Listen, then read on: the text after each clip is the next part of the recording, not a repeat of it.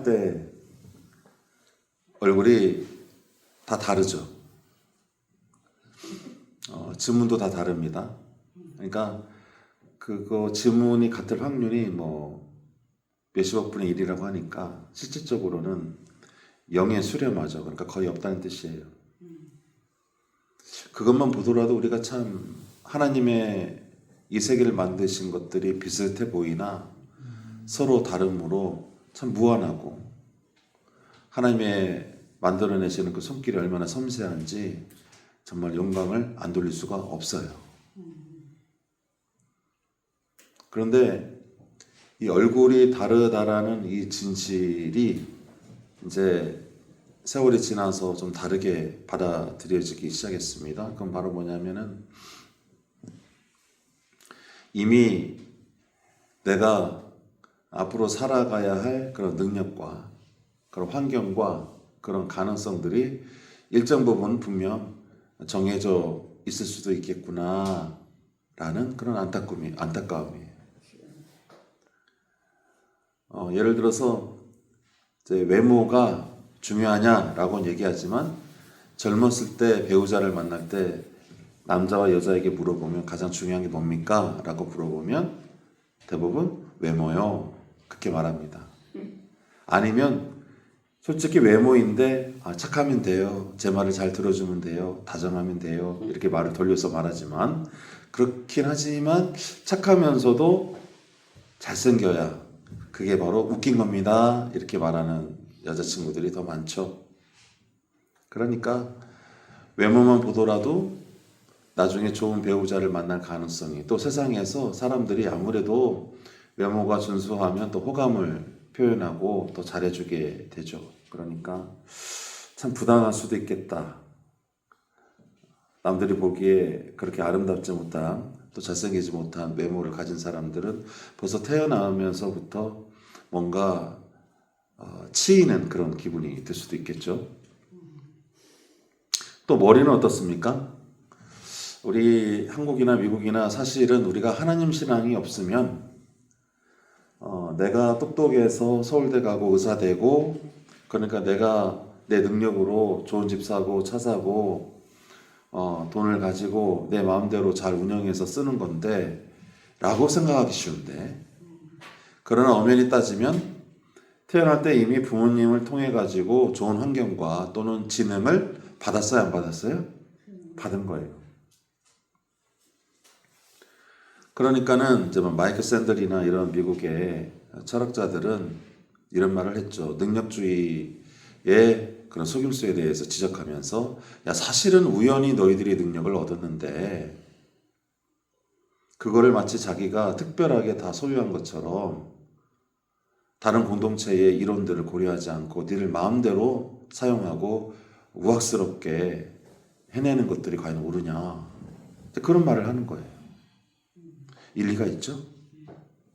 그런데 제가 서두에도 말씀드렸습니다만 우리가 이미 어떠한 가장 잔인한 분명한 진실을 태어나면서부터 이미 받아서 깨달아 알고 있어야 되는데 그런 그와 같은 진실을 깨닫는 데는 30년, 40년 어쩌면 평생이 가도 알지 못하는 것이 바로 있었으니 바로 그게 뭡니까? 우리의 얼굴이 다름 속에서도 이미 각자에게 주어진 조건이 다 다르다는 거예요. 정해져 있다는 거예요.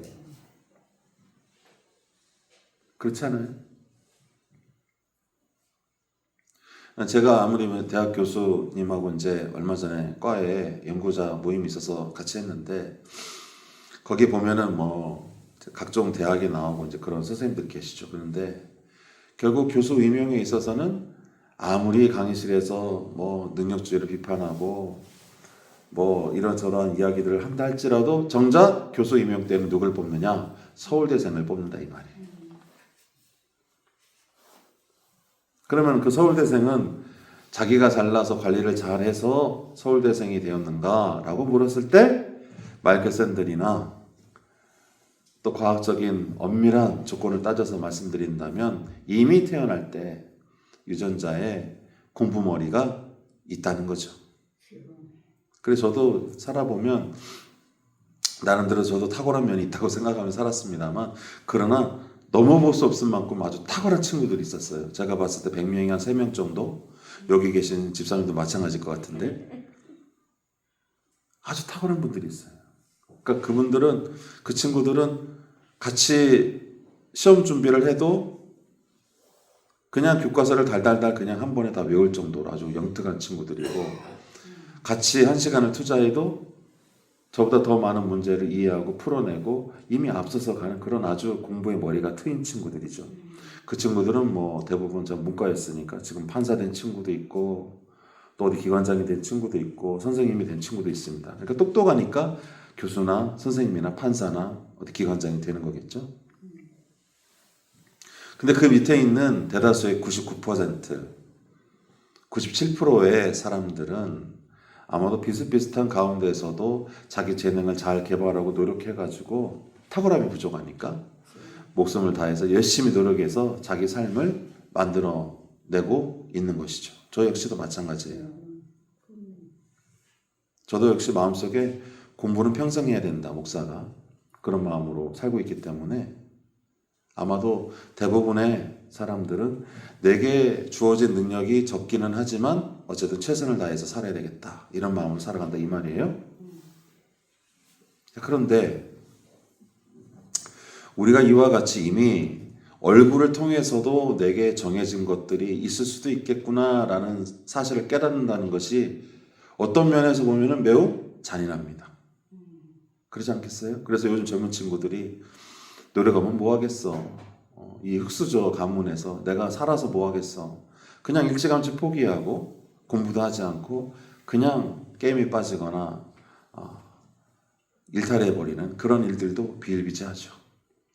아니면은 나는 좀 경쟁력이 없으니까 내 나름대로 독특한 방식으로 경쟁력을 찾아야 되겠다 해가지고 일찌감치 학교를 자퇴하고 다른 식으로 해가지고 자기 진로를 개척하는 친구들도 있습니다. 자, 이처럼 어떤 사람은 우리가 보기에는 하나님이 복을 주셔서 정말 똑똑하고 부잣집에 태어나서 어려움조차도 어쩜 저렇게 잘 능숙하게 풀어내는데, 또 어떤 사람들은 없는 집에 태어나서 저렇게 불행하게 살다가 어려운 일을 당하고 마는가, 그와 같은 정의의 문제를 가지고 신음할 수도 있겠죠. 우리가 특별히 제가 말씀드렸던 아까 얼굴의 이야기, 마이클 샌델의 능력주의, 이런 이야기들은 어떻게 보면은 오늘 우리가 읽었던 성경 본문에 나와 있는 내용과는 달리 그들이 말하는 정의는 공평의 문제예요. 그러니까 내가 능력을 이만큼 갖고 있는데 네가 얻은 능력이 우연에 의한 것이니 당연히 네가 가진 것이 다 네 것이 아니라 너와 함께 숨쉬고 살아가고 있는 다른 공동체 일원에게도 나눠져야 된다라는 식의 공평의 문제로 이야기를 풀어낸 것입니다. 그러나 오늘 여러분들이 읽은 51장 1절에 나오는 의를 따르며 할 때 그 의는 특별히 영어로는 이제 rightness라고 하고 앞서 말했던 정의는 이제 justice라고 얘기하는데, 여기서 말하는 의는 뭐냐? 하나님의 기준이 되는 정의를 말하는 겁니다. 할렐루야. 그러니까 신앙으로 봤을 때 그 정의라는 것이 세상 사람들과 달리 어디에 있다라는 거예요? 바로 너와 나를 상대적으로 비교하면서 바라보는 공평을 맞춰가는 정의가 아니라 절대적인 하나님의 말씀, 그 하나님에 비추어지는 그 하나님을 향해 가야 되는 우리에 관한 이야기가 적혀 있는 줄로 믿습니다. 이 차이를 먼저 분별하셔야 돼요. 그러니까 교회에서 목회를 하면서 또 여러분들이 신앙생활 하시면서 밖에서는 공평을 따지고, 마을 일은 더더욱 그렇죠. 마을 일을 할 때는 예를 들어서 노인 일자리를 줬을 때, 야, 네가 여기서 조금 거의 거저먹다시피 하니까 조금 다른 사람 할 때 와서 좀 도와주면 되잖아, 이런 식으로 할 수도 있는 거예요. 그러나 그것들은 이제 마을에서 그렇게 하시면 되고, 그러나 교회에서는 오직 하나님께 집중된 마음과 믿음을 가지고 그분을 통해서 공동체를 유익하게 만들어내는 것이 더욱더 중요한 줄 믿습니다. 그러니까 하나님의 정의는 이처럼 세상과는 다른 면이 있어요. 그러면은 이사야서 51장에 나오는 의를 따르는 자들은 한마디로 정리하자면 소수자가 되었습니다. 남은 자로서 표현되어지는, 이제는 나라가 망해서 흩어지거나 또는 분명히 하나님께 예배드리는 자는 많으나 그 가운데서 영과 진리로 예배드리며 하나님을 정말로 의식하여 살아가는 사람들이 매우 적었으므로 하나님이 기억하고 하나님이 이 땅 위에 그루터기처럼 남긴 자들, 그들은 분명히 의를 따를 텐데 그 자들은 많은 자들이 아니라 적은 자들이에요. 그러니까 희소성에 관한 문제입니다. 하나님의 기준으로, 하나님을 기준으로 삼은 백성들이 그 수가 적다라는 뜻이죠. 참 희한하게도 의를 따른다는 것은 그러므로 넓은 길처럼 보이는 것이 아니라 언제나 항상 예수님이 말씀하신 대로 좁은 길에 있습니다. 자, 이처럼 의를 따른다는 것, 하나님 중심으로 생각하고, 그러므로 이들이 어려운 일을 당했을 때에, 부당한 일을 당했을 때에 그 가난하고 약한 자들이 또한 찾는 것이 무엇이겠어요? 바로 정의겠죠. 근데 세상과 달리 이들은 누구에게 그 정의의 해답을 찾는 거예요? 하나님. 자, 여기까지 제가 1절의 말씀을 설명드렸습니다. 그렇다면 이 의의가 하나님이 의롭게 여기시고 또 의를 따르는 그 의로운 백성들, 달리 말하면 구원받은 그 백성들의 이야기가 1절에 있고 2절에는 누가 등장합니까? 바로 아브라함과 사라가 등장합니다. 그런데 특이하게도 성경에는 아브라함이 외롭지 않을 때 혹은 다수로 있을 때 찾아오셨다고 말씀하고 있어요? 아니면 혼자일 때 찾아왔다고 적고 있습니까? 혼자일 때. 여러분은 혼자이십니까? 네. 여러분은 왜 하나님께서 이왕이면 내가 외롭지 않고 내가 잘 나갈 때 나를 찾아오셔서 나와 기쁨을 나누고 내 영광이 되어주시면 좋잖아요. 그렇죠? 그런데 하나님께서는 왜 내가 혼자일 때, 아니 혼자를 넘어서 내가 지독히 고립되고 외롭고 고통스러울 때 찾아오시냐 이 말이죠. 하나님께서는 아브라함을 찾아오시되 그가 자식이 없고 그가 혼자였을 때 찾아오십니다. 그 말은 뒤집어 말하면 아브라함이 그야말로 세상으로부터 어떠한 도움도 구할 수 없는 매우 고립된 상태에서, 그리고 신음하고, 그리고 내가 정말 어떠한 존재인지 깨닫지 못하고 답답하고, 그야말로 어떻게 살아야 될지 앞길이 막막하고, 그러나 무엇보다도 내 존재라는 것이 그저 우연에 의해서 아무것도 아닐 수도 있겠구나라는 생각으로 허탄에 빠졌을 때, 그것은 마치 내가 더 이상 이 나이 먹도록 자식이 없고 내 처도 없고 그냥 이렇게 허탄하게 살다가 허망하게 사라지는구나.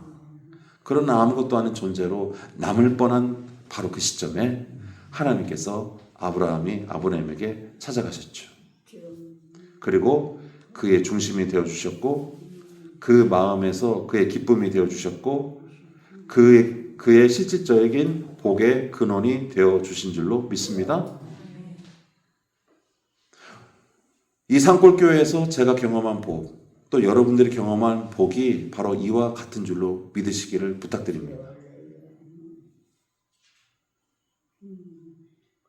아브라함이 만약에 이와 같이 혼자인 경우가 아니었더라면 그는 여전히 하나님이 아닌 다른 것들로 만족하며 그것이 진짜 나에게거니 하고 우연에 의지해서 살아갔을 거예요. 그러나 하나님을 만난 사람들은 우연으로 살아가지 않고 그때부터 어떻게 하느냐? 하나님의 뜻대로 살기를 결단하는 줄로 믿습니다. 그러니까 우연에 의해서 내가 얼굴이 이렇게 태어나서 우연에 의해서 내가 좋은 부모 밑에 태어나고 또는 그렇지 못한 부모 밑에서 태어나고 거기에 따라서 살아가는 삶이 아니라 그때부터 하나님을 만난, 내가 혼자였을 때에 철저히 혼자였을 때에 만난 그 하나님을 인정하였더니 그를 옳게 여겼더니 그를 따르기로 작정하였더니 어떻게 됐다는 거예요? 예전에 지옥 같은 나의 가정 환경도 도리어 하나님을 만나도록 하는 좋은 소재였구나. 나의 가난조차도 하나님을 믿음으로 그분을 힘입어서 내 삶이 부유하게 만들 만한 기회가 되었구나. 이처럼 우연히 끝나고 그때부터 비로소 하나님의 섭리, 그 하나님의 뜻이 그 영혼을 주관한다, 이 말씀이에요. 그러니까 허무에 빠져서 내 인생이 어디서 와서 어디로 가는지 그저 허탄하게 허망하게 없어질 뻔한 한 영혼이 하나님의 찾아오심을 통해 가지고 그 가운데 드디어 믿음이 생기기 시작했다는 뜻입니다. 어떤 믿음이에요? 내가 그저 먼지와 같이 우연히 생긴 존재가 아니라 하나님의 뜻 안에서 그분의 계획 안에서 이 땅에 태어났고, 그러므로 내가 하나님의 걸음을 따라서 어떻게 이렇게 저렇게 살아가야 되겠다라는 비전이 생기기 시작했다는 뜻이에요. 그와 같이 목적이 회복된 사람들은 그때부터 어떻게 되겠습니까? 세상의 공평과 정의가 아니라 하나님을 옳게 여기는 그 정의와 그 공평을 찾아서 그의 여정이 변화되게 되는 줄로 믿습니다. 그리고 2절에 보니까 하나님께서는 아브라함이 혼자 있을 때에 내가 그를 부르고 그에게 복을 주어 창성하게 하였느니라. 단순히 없던 하나님을 내가 가설로 만들어 가지고 내가 그런 신이 있어 라고 생각하면서 동행했던 것이 아니라 마치 우상을 만들어서 이것이 내 신이야 라고 소개했던 당대의 수많은 고대인들처럼 그랬던 것이 아니라 아브라함은 지금 어떤 거예요? 내가 부정하고 싶어도 인격적으로 그분이 살아계심을 인정할 수밖에 없는 이미 수많은 내 눈앞에 증거들이 있다, 이 말이에요. 나는 자녀를 가질 수가 없었는데 어떻게 됐어요? 자녀가 생겼어요. 할렐루야. 기적과 같은 일입니다. 인간적인 모든 노력들이 우연히 얻게 된 나의 태생적인 DNA 유전자들, 나의 환경들이 다 끊어지는 그 순간에 보란듯이 하나님께서는 인간은 그와 같은 걸로 사는 것이 아니라 하나님의 말씀으로, 내 호흡으로 살아내는 존재니라. 할렐루야. 그랬더니 태의 문이 열린 거예요. 그리고 가는 곳마다 고대 사회에서 아무것도 없는 방랑자와 그와 같은 거부가 될 확률이 얼마나 있습니까? 강도가 얼마나 많습니까? 주변에 시세 많은 원수들이 얼마나 많습니까? 그러나 하나님께서 그들의 꿈자리에 찾아가서 또는 그들을 해방하여서 그들을 넘어뜨려서 보란듯이 아브라함을 근동아시아의 대단한 거부로 인정하게 만드셨잖아요. 그와 같은 증거를 보았을 때, 내 눈앞에 계신 그 모든 역사를 보았을 때 하나님은 단순히 나의 망상이나 허상이나 가상이 아니라 내 안에 들어와서 언제든 나와 가장 친근한 관계를 맺을 수 있는 그런 인격적인 하나님임을 아브라함이 믿음을 통해 발견한 것입니다. 그와 같은 믿음이 여러분 안에 있기를 축원합니다. 이와 같이 그와 같은 때가 되어서야 비로소 3절에 이와 같은 말씀이 적혀 있습니다. 나 여호와가 시온의 모든 황폐한 곳들을 위로하여 그 사막을 에단 같게 그 광야를 여호와의 동산 같게 하였나니 그 가운데에 기뻐함과 즐거움과 감사함과 창호하는 소리가 있으리라. 할렐루야. 여기서 말하는 창호하는 소리란 무슨 뜻이냐면요, 이사야서에 보면은 위아래 끝도 알 수 없는 그곳에 천사들이 모여가지고 하나님께 이와 같이 찬양합니다. 여호와를 찬양하라, 여호와를 찬송하라, 여호와는 거룩하시도다. 그와 같이 그 안에 온전히 하나님으로 회복된 그 존재가 하나님께 온전한 찬송과 영광을 돌릴 때 큰 목소리로 찬송과 영광을 돌리는 것을 바로 창화하는 소리라고 하는 거예요. 할렐루야. 그러니까 아브라함이 실질적인 그 인격적인 하나님을 만났을 때 그의 영혼이 어떻게 됐겠어요? 그분이 나의 하나님입니다 라고 찬송 올리고 제사 드리고 예배 드렸잖아요. 그게 바로 창화하는 소리예요. 그리고 의를 따르는 백성들이 내가 억울한 일을 당하고 내가 큰 슬픔을 당했지만은 그러나 옳은 분이 하나님이므로 내가 내 인생을 우연에 맡기지 않고 하나님의 섭리를 의지하여서 한 걸음 한 걸음 그래도 믿음으로 나아갈 때 나오는 그 소리가 바로 뭐예요? 창화하는 소리예요. 그럼 3절에서 광야와 같이 물 한 방울 나오지 않는 그 땅에 다시 하나님의 은혜를 말미암아 다시 의미를 회복하게 된 이스라엘 백성들, 바로 여러분의 속사람에서, 여러분의 그 영혼에서, 그 땅에서 다시 물이 흘러나오고 뚝이 터져서 콸콸콸 흘러넘치면서 나오는 그 소리가 뭐예요? 바로 창화하는 소리예요. 내 삶에 병이 있고 밖에서 해결되지 않는 문제가 있다 할지라도 내가 거룩한 옷을 입고 성가대석에 서면 어떻게 된다는 겁니까? 창화하는 소리로 회복된 소리가 터져 나와야 된다는 소리예요. 우리 용법교회가 하나님의 이름으로 그 마음의 믿음이 회복되어지고 의를 따르는 백성들로 거듭나왔을 때 어떤 기적이 나타난다는 겁니까? 내게 비록 건강이 주어지지 않고 물질이 주어지지 않고 내가 비록 힘이 없다 할지라도 내게 주어진 우연의 힘을 의지하여 살아가는 것이 아니라 하나님의 섭리와 하나님이 감춰진 뜻과 진리를 따라서 내가 살아내리라 결단하면서 어둠을 제압하는 믿음이 회복되기 시작하는 것입니다. 그러므로 오늘 이와 같은 말씀을 통해서 우리가 믿음으로 부르는 노래란 그러므로 어떤 것입니까? 여러분들이 혼자 있을 때에, 여러분들이 가장 아플 때에, 여러분들이 도저히 내가 해낼 수 없다고 생각하는 바로 그때 찾아오시는 그 하나님을 옳게 여기는 그 믿음, 그 의를 따라갈 때에 우리 속에서 회복되어지는 하나님을 향한 또 이웃과의 그런 놀라운 주님과의 축복과 그를 나타내는 줄 믿습니다. 오늘 이와 같은 말씀을 통해서 살아가실 때에 하나님의 은혜가 여러분과 함께 하시기를 주의 이름으로 축원합니다. 아멘.